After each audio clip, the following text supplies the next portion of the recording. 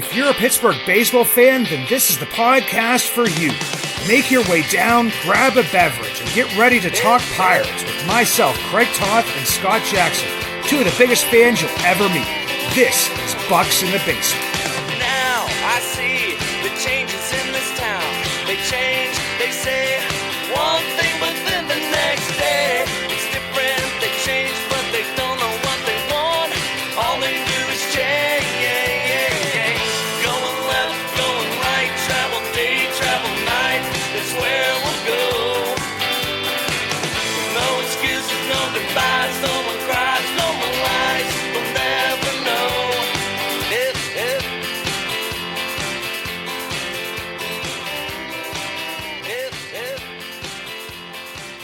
Yesterday was my daughter's senior recognition day for her bowling team.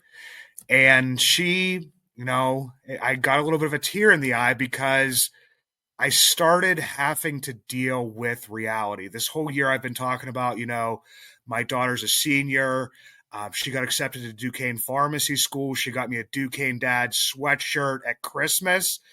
But when you start to do these senior type activities, the reality of the situation kind of starts to set in for you.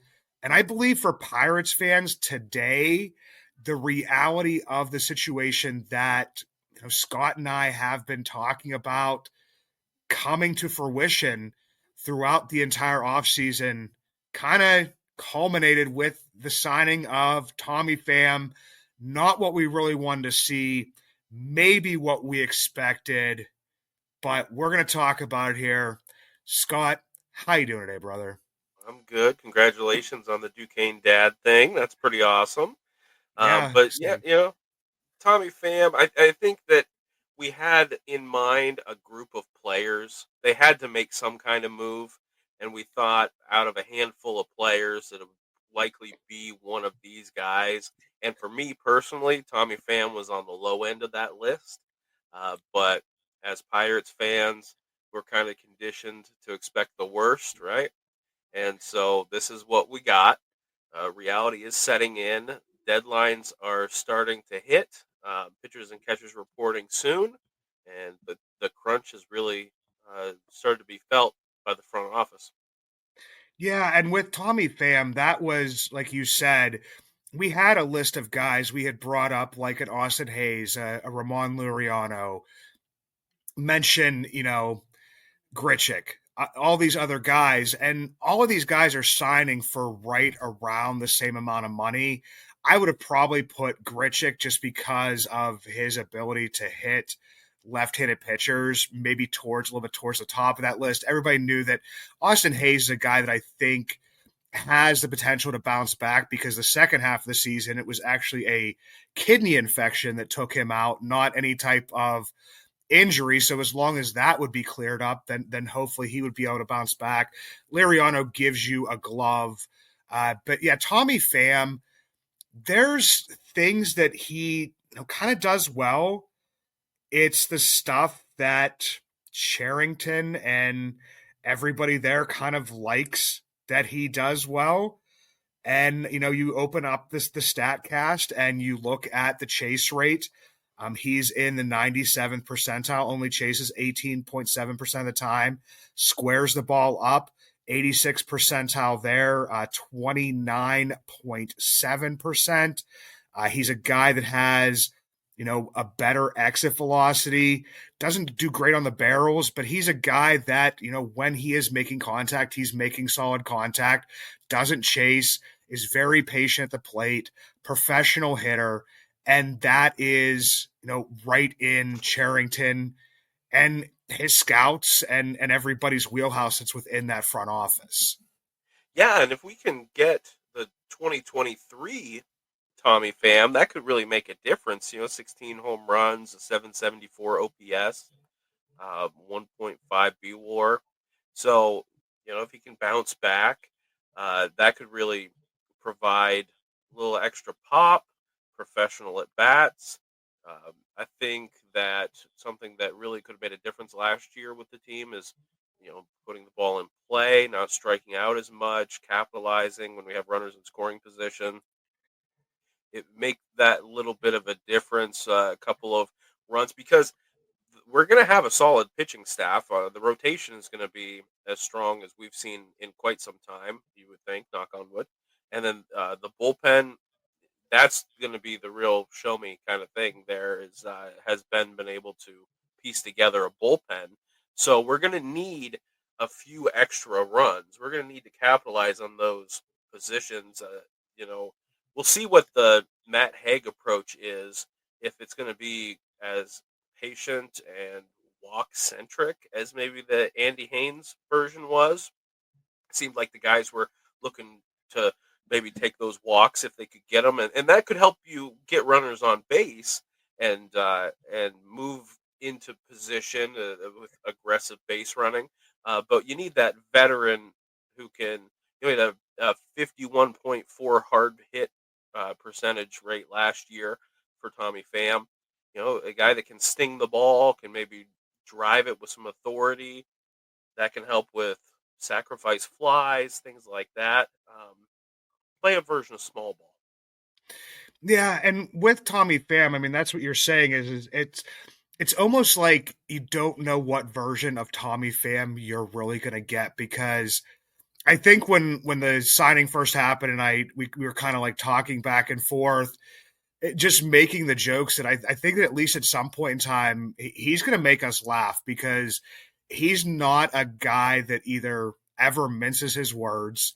He wears his heart on his sleeve like overly because if anybody, kind of takes out the catcher, if somebody slides too hard into Joey Bart, I mean, Tommy Pham's going to be like the first guy at the top of the steps to back his guy up, but then he's also going to be something if he perceives it to be a slight against him or against one of his players. He could kind of get distracted a little bit and go off the end in that. I think that he said at one point in time last year during a White Sox interview that he trains to fight in the offseason. I mean, the guy's like jacked. He does like Muay Thai and like Brazilian jiu-jitsu and stuff like that. And is absolutely looks like a menace. But yeah, that's the other part of this is if you can get him off to a hot start and you got a happy Tommy Pham, then that can be a really good thing. But if you get an upset Tommy Pham or a disappointed Tommy Pham, playing for the worst team in Major League Baseball in the White Sox last year before he gets traded,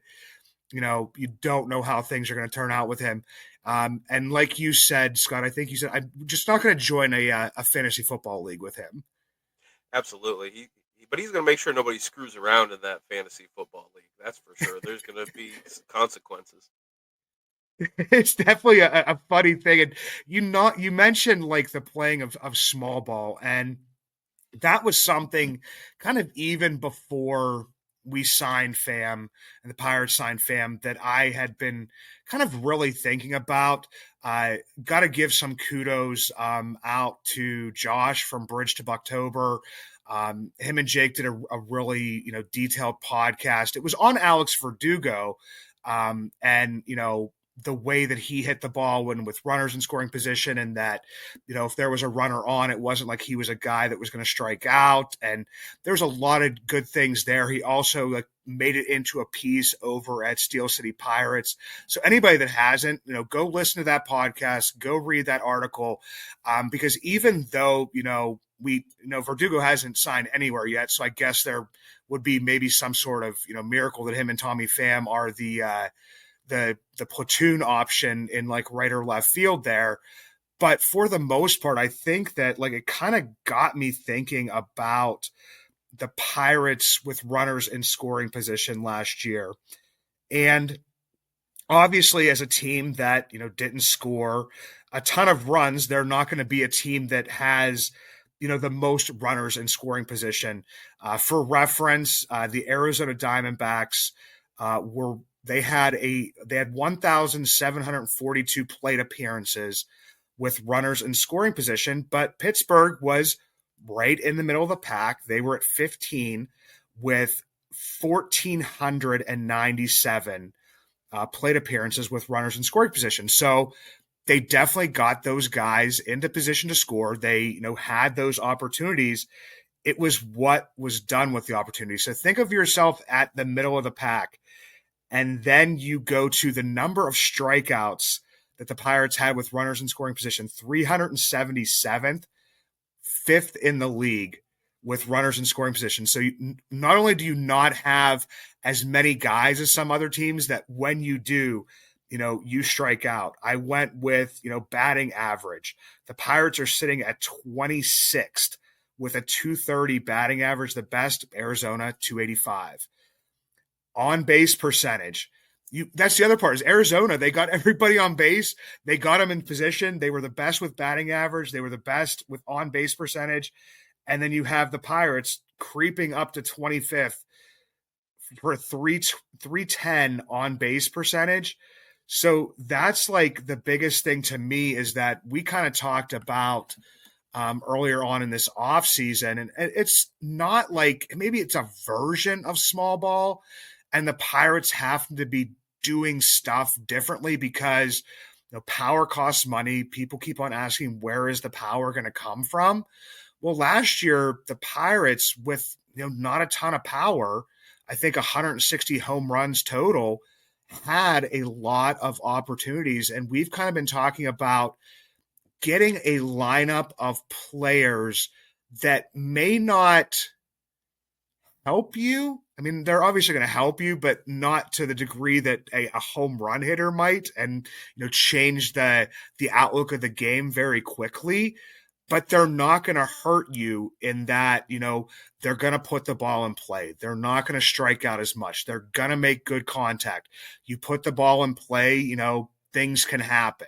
So, yes, it's not exciting, but to think about the fact that, the Pirates, I was surprised were that high when I started to look up on that because I was wondering what my findings were going to be. And I was just thinking, well, they probably didn't have a lot of guys in scoring position because they didn't score a lot of runs.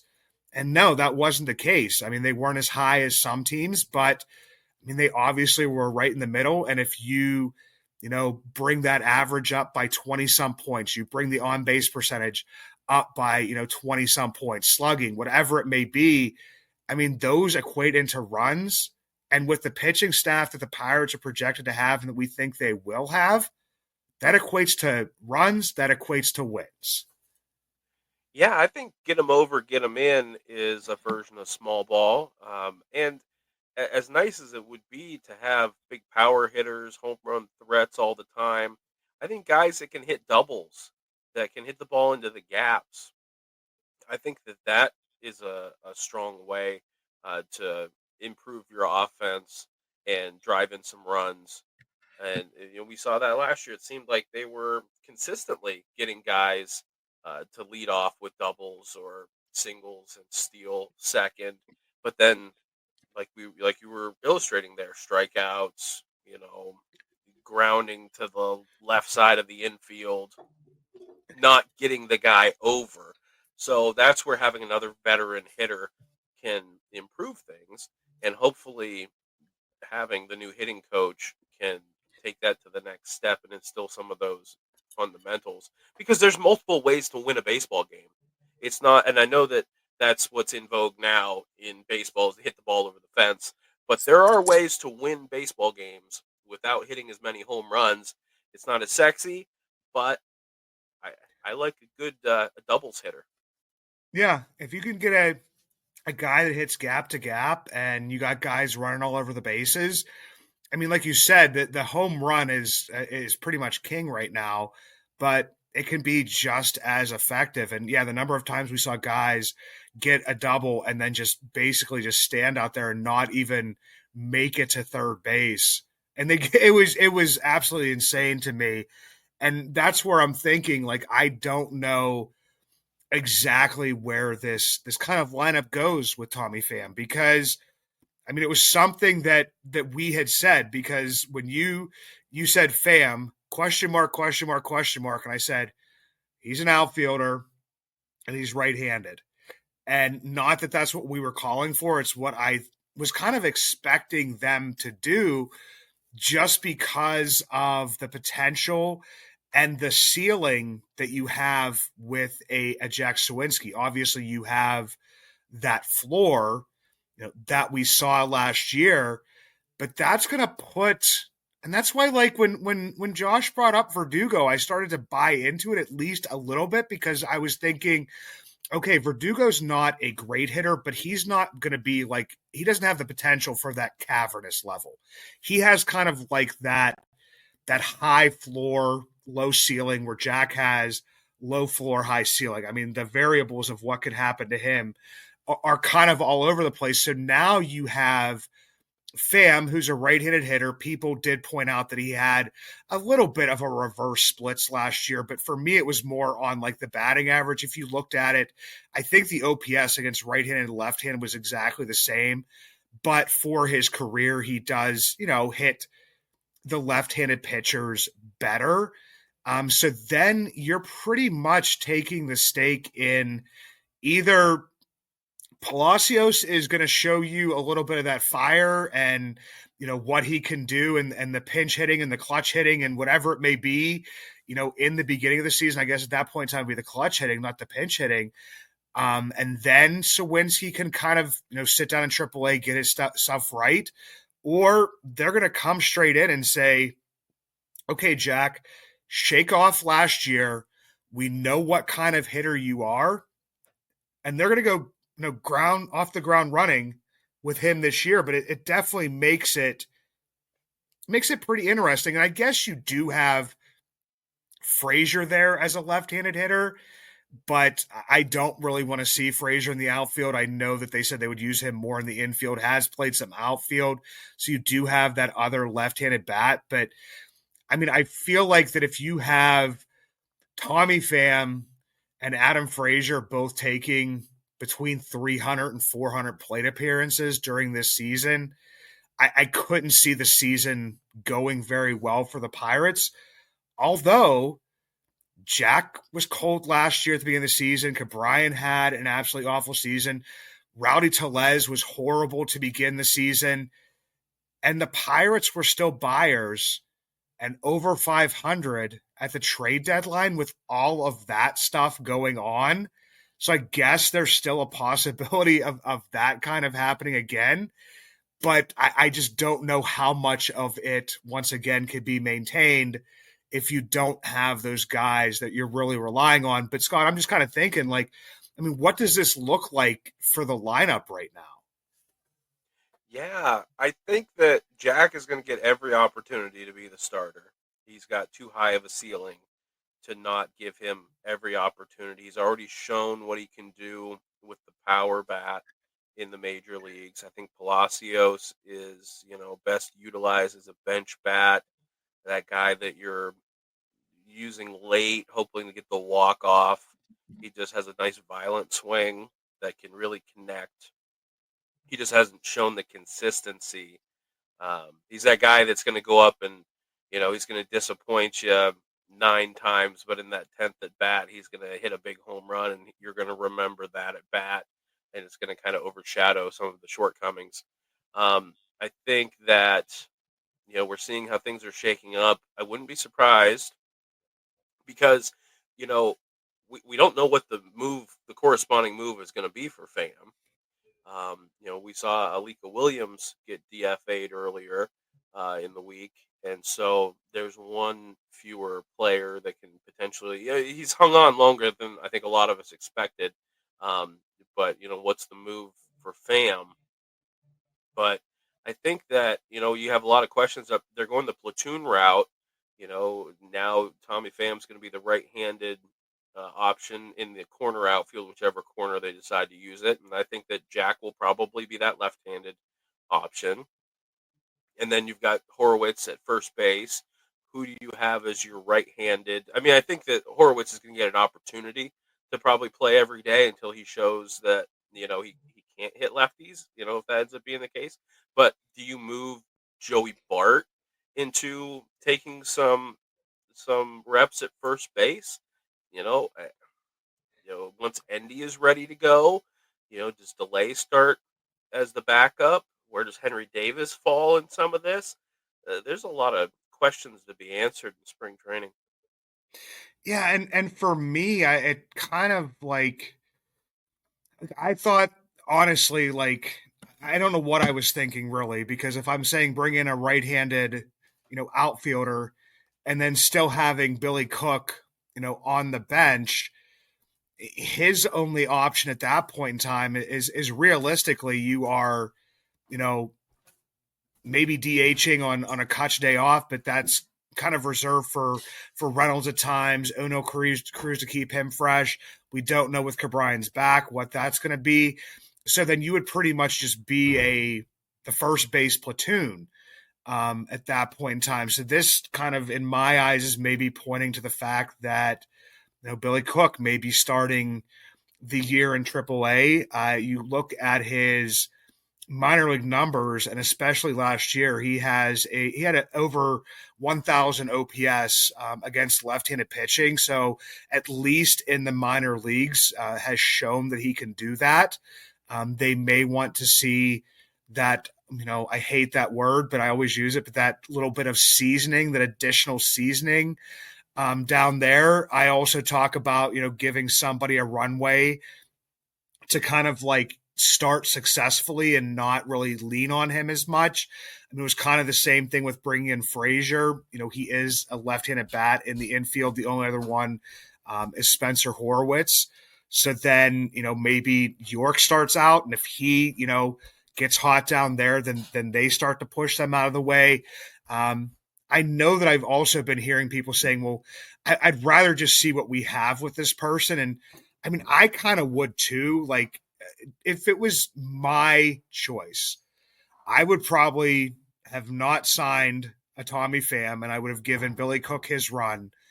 Um, and then maybe thinking about what Josh and Jake said on Bridge of October, bringing in a left-handed bat to not put so much pressure on Sawinski. I mean, maybe, I don't know, because Billy Cook is around like he's 26 years old. We talked about him at the beginning of the offseason where he was one of those guys who lost that year in 2020, much like Alika Williams. Alika Williams was drafted in 2020. He's like a Nick Gonzalez draft class guy. Lost like a full year of development there. So yeah, I mean, maybe that's kind of like the plan, but if Tommy Pham and Adam Frazier come out flat, and so do York and Cook in AAA, then once again that's kind of where you're walking this tightrope. You're trying to thread this needle we keep on talking about of getting players to get hot and to get good at the same time. Just like the Detroit Tigers did at the end of last season. That team went to the playoffs on a bunch of guys who, were getting called up because they traded away people. They had injuries on guys they had signed. And it was a bunch of young guys that came up and just kind of caught fire all at the same time. Obviously, have Tarek Skubal, that'll kind of help you, but we have Paul Skeens. So if that's maybe the plan a little bit, I obviously wouldn't be my plan, but I mean, it's the plan that we're going to have to live with right now. And I think it has, in my eyes, just as much of chance. We're like a 50-50, shot right now. I think it has much of a chance of working out as it doesn't. I think I'm going to say a word here that Pirate fans don't necessarily like, and that's development. As much as we like to go into the off season and just spend some money or make a trade and plug those holes, it's not realistic for where the Pirates are and the current economics of baseball. And you need to improve from within. And the feeling I am getting is that they're going to rely a lot on development of guys that are already in the system. And I think we've heard that. That's what Charrington has said year after year is, well, the big step this year is going to be from within, development from guys within. But it would be huge if some of these guys that we're talking about could take that next step and prove themselves to be everyday players. That if Jack could figure out lefties a little bit, that you could pencil him in every day. If Horowitz the same way can handle lefties, because it's a very small sample size in the major leagues for him versus lefties. But if some of these guys, because right now you have how many positions that you're talking about platooning, and you only have 13 position players that you can carry. So you can't double up every single position and then still have guys on the bench. So it would be huge if Matt Haig could help some of these guys take that next step and become everyday players instead of platoon players. Yeah, because it kind of seems like every discussion that really happens definitely is kind of like that platoon discussion. And I mean, I think that Charrington and the way that Shelton deploys it kind of happens that way as well. When Pham was signed, I saw some people out there putting out the stats of him versus Connor Joe. I think it was Jason Mackey and Jim Rosati. I kind of put it out there, and I don't know what their intention was of that, because I mean it's pretty much for me. I felt like it was okay. We pretty much haven't improved. We've gotten kind of the same type of player. I know that from other people I saw reactions from maybe didn't take it that way. And it was just like, well, if we already had him and we had him for less money, why didn't we just keep Connor Joe? Because we liked Connor Joe, and Tommy Pham's a little bit of a loose cannon.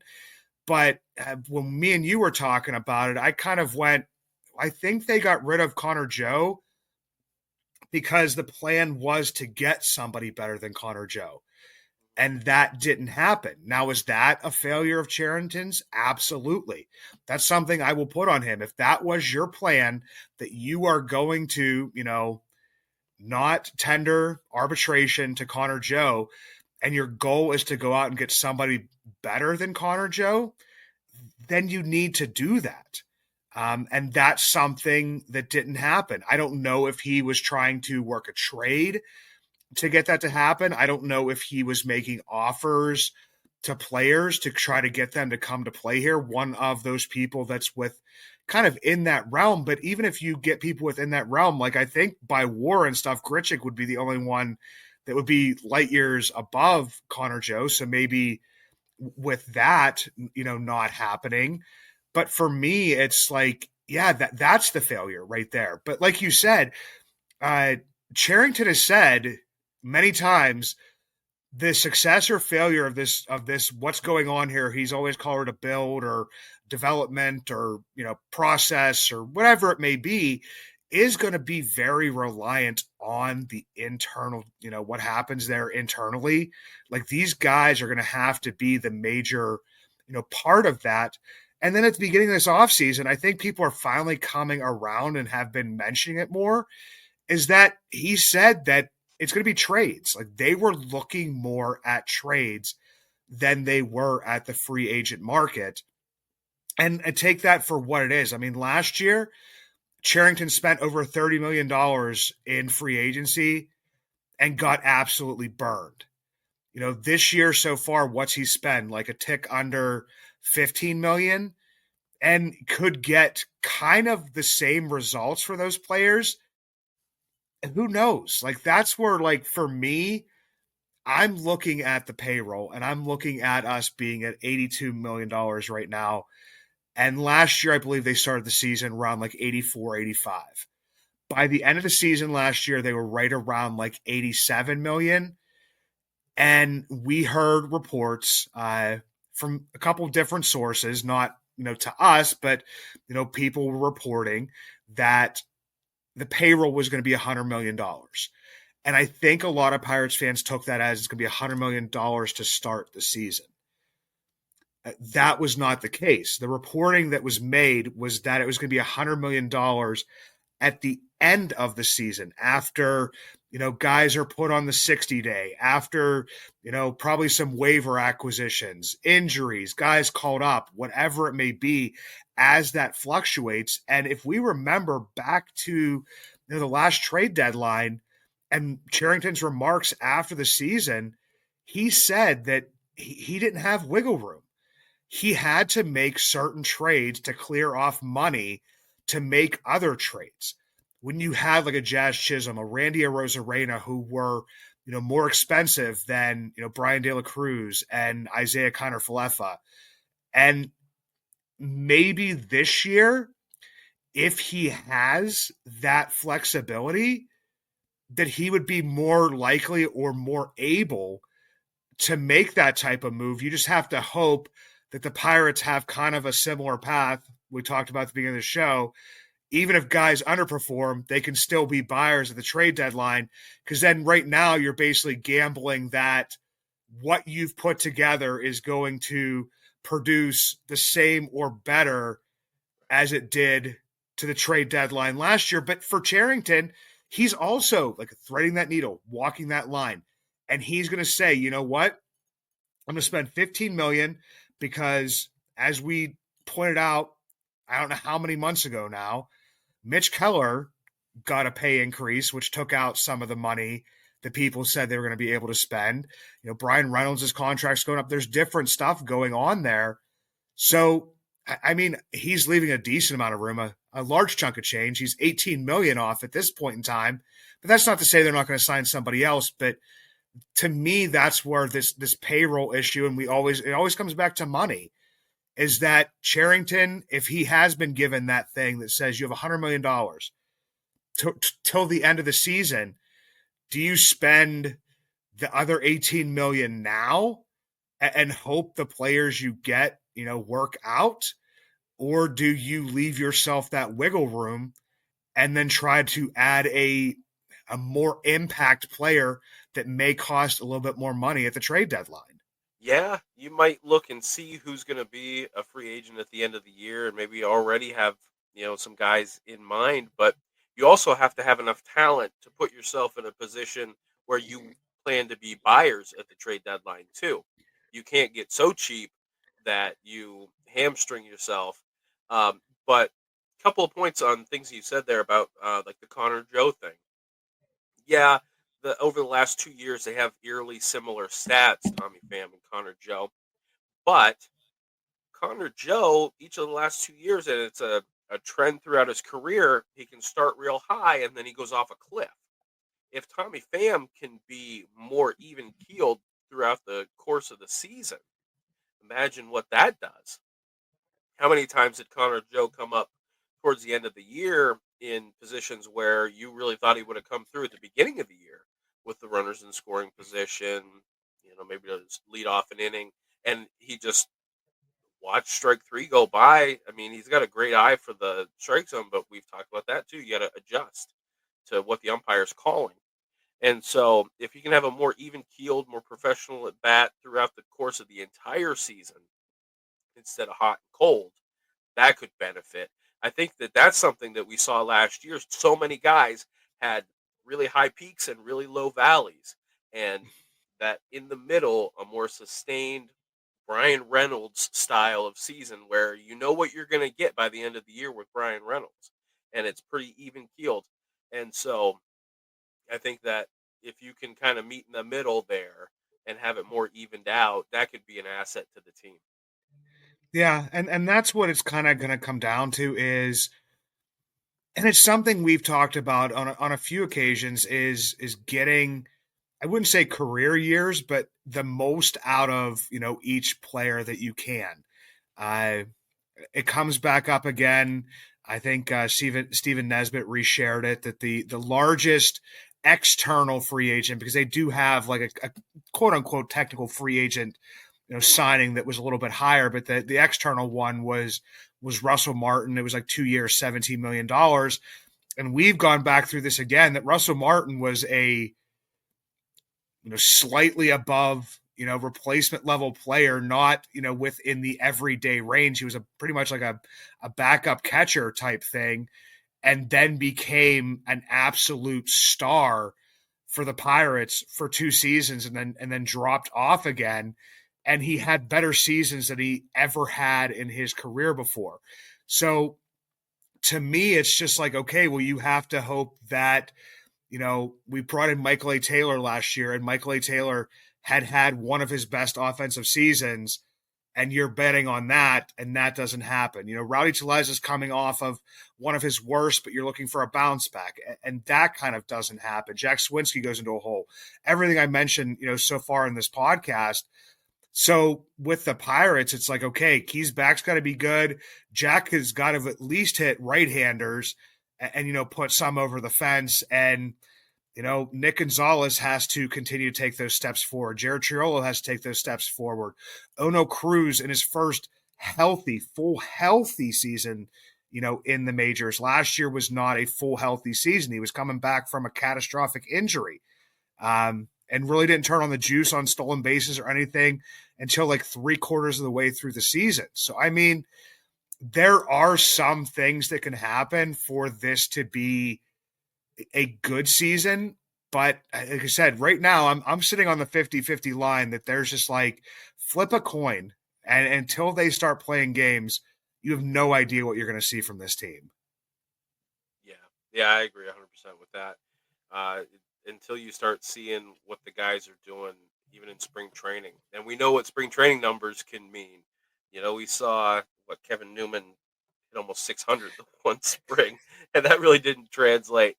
But yeah, it's gonna take. We're gonna need the revitalization of some older players, some big steps forward with younger players, and it's really going to have to come together because we're not the Los Angeles Dodgers, we're not the New York Mets, we're not even the New York Yankees.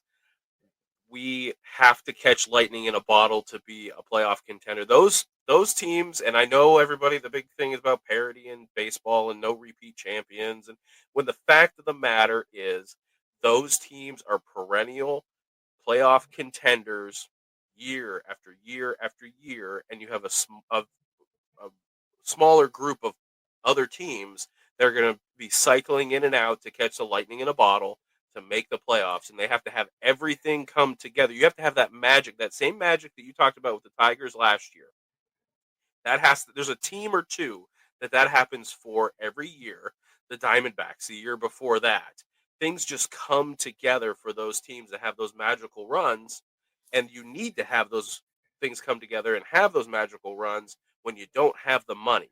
The Dodgers can just spend the money, and they basically have an invite to the dance. But other teams have to work harder, put things together.